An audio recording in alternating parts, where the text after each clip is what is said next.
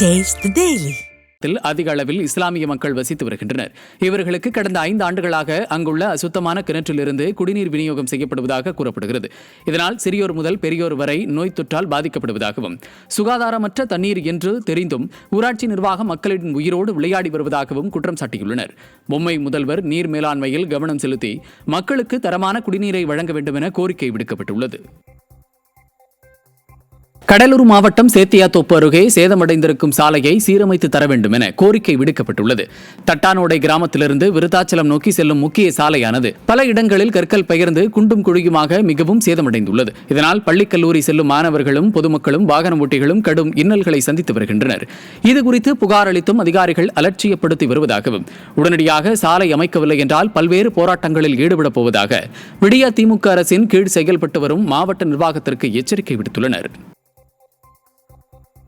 அமாவாசையை முன்னிட்டு மேல்மலையனூர் கோயிலுக்கு சென்னை உள்ளிட்ட பல்வேறு பகுதிகளில் இருந்து மக்கள் வருகை புரிந்து வருகின்றனர். இதனால் செங்கல்பட்டு அடுத்த பரனூர் சுங்கச்சாவடியில் அதிக அளவு வாகனங்கள் செல்வதால் கடும் போக்குவரத்து நெரிசல் ஏற்பட்டுள்ளது. இதனால் பொதுமக்கள் உரிய நேரத்திற்கு செல்ல முடியாமல் கடும் அவதிக்குள்ளாகி வருகின்றனர்.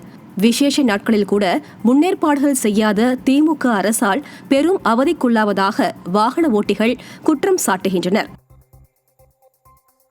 பொம்மை முதல்வரின் விடியா திமுக ஆட்சியில் அம்மா பூங்கா பராமரிப்பின்றி பழுதடைந்து இருப்பதால் பொதுமக்கள் பயன்படுத்த முடியாத நிலை ஏற்பட்டுள்ளது. சிவகங்கை மாவட்டம் காரைக்குடி பாண்டியன் நகரில் கடந்த அதிமுக ஆட்சியில் அனைத்து வசதிகள் மற்றும் உடற்பயிற்சி கூடத்துடன் அம்மா பூங்கா அமைக்கப்பட்டது. இந்த பூங்காவை குழந்தைகள் முதல் பெரியவர்கள் வரை பயன்படுத்தி வந்த நிலையில் தற்போது விடியா திமுக அரசின் காழ்ப்புணர்ச்சியால் பராமரிப்பின்றி கேட்பாரற்று கிடக்கிறது.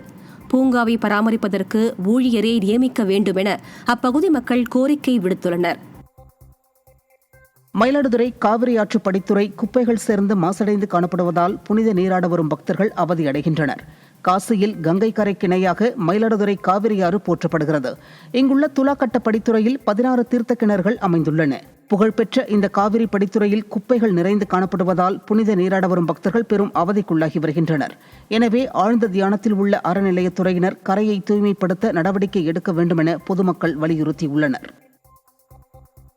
மேற்கு தொடர்ச்சி மலைப்பகுதிகளான வால்பாறை, பொள்ளாச்சி மற்றும் அதன் சுற்றுவட்டார பகுதிகளில் சூறாவளி காற்றுடன் மழை பெய்ததால் மக்களின் இயல்பு நிலை சற்று பாதிக்கப்பட்டது. தென்மேற்கு பருவமழை இந்த ஆண்டு முன்கூட்டியே தொடங்கிய நிலையில் பரம்பிக்குளம் ஆழியார் பாசன திட்டத்தின் கீழ் உள்ள சோலையார், ஆழியார் அணை, பரம்பிக்குளம் உள்ளிட்ட அணைகளில் நீர்வரத்து அதிகரித்து அணைகள் முழு கொள்ளளவை எட்டும் நிலையில் உள்ளன. இதனால் PAP பாசன விவசாயிகள் மகிழ்ச்சி அடைந்துள்ளனர்.